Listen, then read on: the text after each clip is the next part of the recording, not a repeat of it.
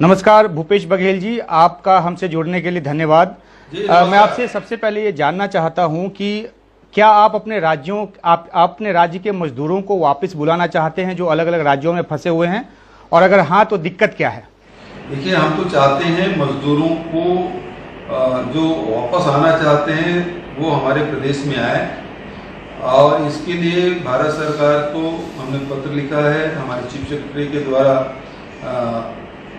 भारत के गृह सचिव है उनको उन्होंने पत्र लिखा है, और हमने निवेदन किया है कि जहाँ छात्र लाए जा रहे हैं वहीं मजदूर को भी आने की सुविधा हो।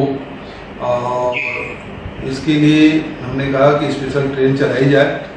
जो मान लो छत्तीसगढ़ के मजदूर दिल्ली में हैं या भोपाल में हैं, पूरे एक ट्रेन जैसा हो जाता है तो बीच में कहीं न रुके, सीधे छत्तीसगढ़ आए, उसे कहीं उतरने की जरूरत नहीं है, और कोई उधर ट्रेन में कोई चढ़ा ना पाए।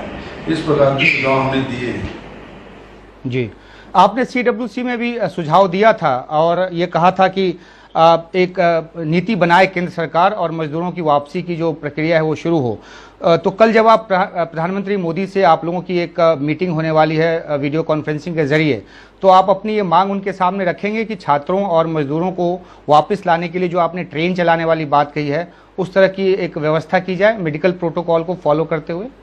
बिल्कुल, हमारे स्टैंड बिल्कुल क्लियर है कि जिन राज्यों में भी हमारे मजदूर रुके हुए हैं वहाँ कोई काम हो नहीं रहा है, कोई रोजी मजदूरी मिल नहीं रही है, ऐसी स्थिति में अपने घर वापस आना चाहते हैं लेकिन लॉकडाउन के कारण से आ नहीं पा रहे हैं, और वो आए तो हमें भी खुशी होगी अपने घर परिवार के साथ हो रहे।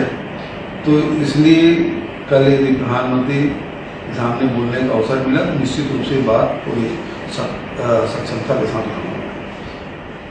जी, और अब आज राहुल गांधी ने एक बयान दिया है, बल्कि आपस में मीटिंग जो की होती है कांग्रेस पार्टियों की, उसमें उन्होंने एक अहम बात कही है। उन्होंने कहा है कि राज्य सरकारों को ये जिम्मेदारी उठानी चाहिए कि जो प्रवासी मजदूरों की जो समस्या है उसको कैसे कम से कमतर करें।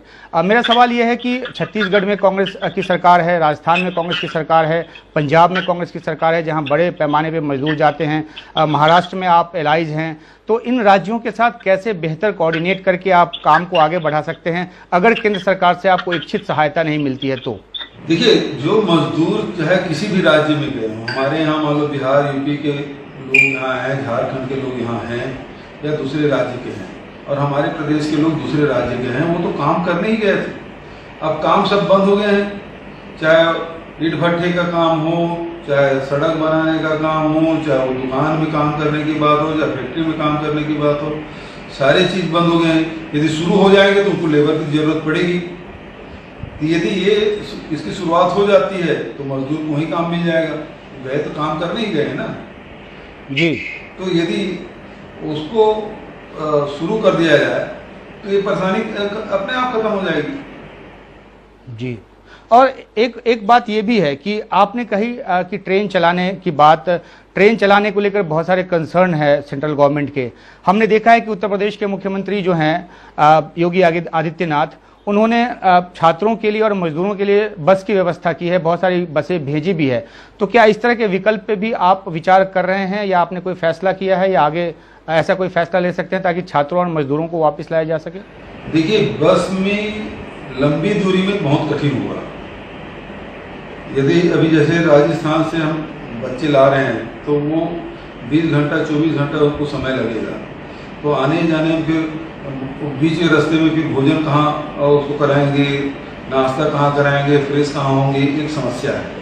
यदि ट्रेन में आते हैं और ट्रेन में ही जिस स्थान से वो स्टार्ट होते हैं और जहाँ पहुँचना है, इस बीच में जो नाश्ता चाय और भोजन की व्यवस्था कर दे तो फिर उसे कहीं रुकने की जरूरत नहीं पड़ेगी। जहाँ रुके या कुछ लोग चढ़े या उतरे तो फिर संक्रमण की संभावना बनी रहती है। इसलिए लंबी दूरी के लिए ट्रेन बहुत ही उपयुक्त होगा।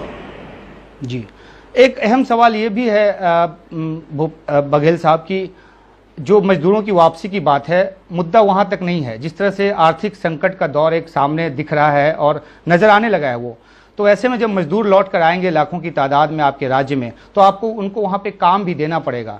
तो क्या कुछ व्यवस्था आपने काम की या क्या कुछ ऐसी योजना आपने बना के रखी है ताकि उनको एब्जॉर्ब किया जा सके और उनके पास ऐसी स्थिति पैदा ना हो कि उनके पास ना काम हो ना फिर उसके खाने पीने की का कोई बंदोबस्त हो पाए?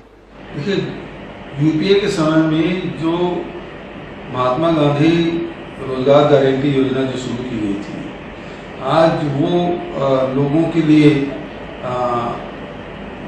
बहुत ही लाभकारी साबित हो रहा है। हमारे प्रदेश में 10 लाख से अधिक मजदूर अभी पंचायतों में काम कर रहे हैं। तो जो मजदूर आएंगे, जॉब कार्डधारी होंगे, मनरेगा में जिनका रजिस्ट्रेशन होगा, उन सबको काम मिल जाएगा, इसमें कोई दिक्कत ही नहीं है। तो वहाँ ग्रामीण मजदूरों को रोजगार के लिए किसी प्रकार की समस्या नहीं आएगी। लेकिन सवाल इस बात का है कि जो शहरी मजदूर हैं उसके सामने फिर भी ये समस्या बनी रहेगी। तो स्किल्ड लेबर की बात कर रहे हैं कि फैक्ट्री बंद है, फैक्ट्री जब तक के शुरू नहीं होगी तब तक के ये मजदूर को काम नहीं मिलेगा। तो ये एक समस्या है जो शहरी मजदूर हैं उसके लिए एक कठिन समस्या है जो चिंतनीय है। जी, एक आखिरी सवाल कि कल प्रधानमंत्री से आपकी सबसे बड़ी मांग क्या होगी, क्योंकि आर्थिक पैकेज को लेकर लगातार आप भी जोर देते रहे हैं कि जब तक सेंट्रल गवर्नमेंट मदद न करे इस महामारी से मुकाबला संभव नहीं है, राज्य सरकारें अकेले अपने बूते नहीं कर सकती। आपकी मांग क्या होगी पीएम से? देखिए, लॉकडाउन के चलते सारे व्यवसाय बंद हैं, पेट्रोल और डीजल पंप बंद हैं, खदानें बंद हैं, फॉरेस्ट काम बंद है, ट्रांसपोर्टेशन बंद है, रजिस्ट्री बंद है, आबकारी बंद है।